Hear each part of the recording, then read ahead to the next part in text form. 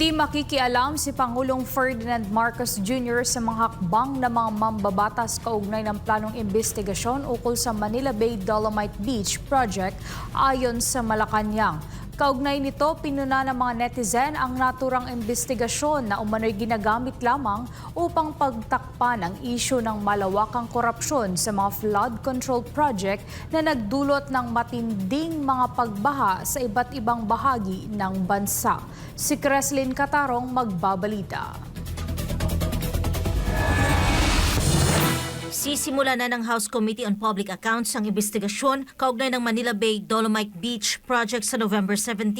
Ang Dolomite Beach Project ay bahagi ng Manila Bay Rehabilitation Program na inilunsad noong 2020 upang linisin at buhayin ang dating maruming bahagi ng baybayin. Dati-rati, puno ito ng basura at mabahong amoy na nagdudulot ng panganib sa kalusugan. Ngunit ngayon ay naging paboritong pasyalan ng mga taga-Maynila at turista. Kaugnay ng ikakasang investigasyon ng Kamara, inihayag ng Malacanang na iginagalang nito ang naturang hakbang ng ilang mambabatas. Layunin umano ng pagsisiyasat na alamin kung kinakailangan ba ang proyekto batay sa Manila Bay Sustainable Development Master Plan at sa continuing mandamus ng Korte Suprema para sa rehabilitasyon ng Manila Bay. Sinabi ni Palace Press Officer at Presidential Communications Office Undersecretary Claire Castro na malinaw ang paninindigan ng administrasyon hinggil sa paghihiwalay ng kapangyarihan ng mga sangay ng gobyerno. Tiniyak din ng opisyal na hindi makikialam si Pangulong Ferdinand Marcos Jr. sa isinasagawang mga hakbang ng lehislatura bilang pagpapakita ng respeto sa mandato ng Kongreso.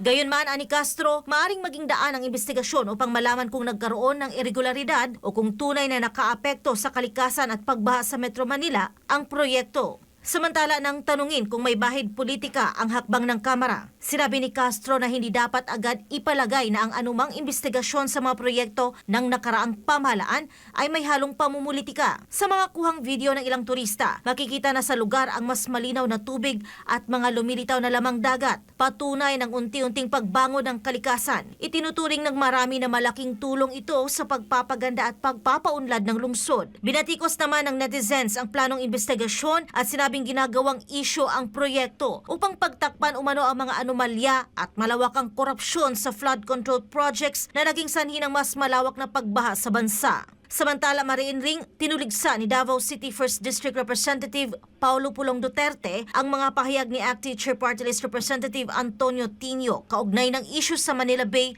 Dolomite Beach Project. At sinabing ginagamit umano ito bilang kasangkapan sa pamumulitika at pagtatakip sa mas malalaking isyu ng katiwalian sa gobyerno. Sa isang opisyal na pahayag, sinabi ni Congressman Duterte na kung tunay na hangarin ng mga kritiko ang transparency at accountability, dapat ay kasabay nilang papanagutin ang mga opisyal na sangkot sa umano'y katiwalian sa kasalukuyang administrasyon. Kabilang na ang nagpatibay ng umano'y pinakakorap na budget mula 2023 hanggang 2025. Para sa Diyos at sa Pilipinas kong mahal.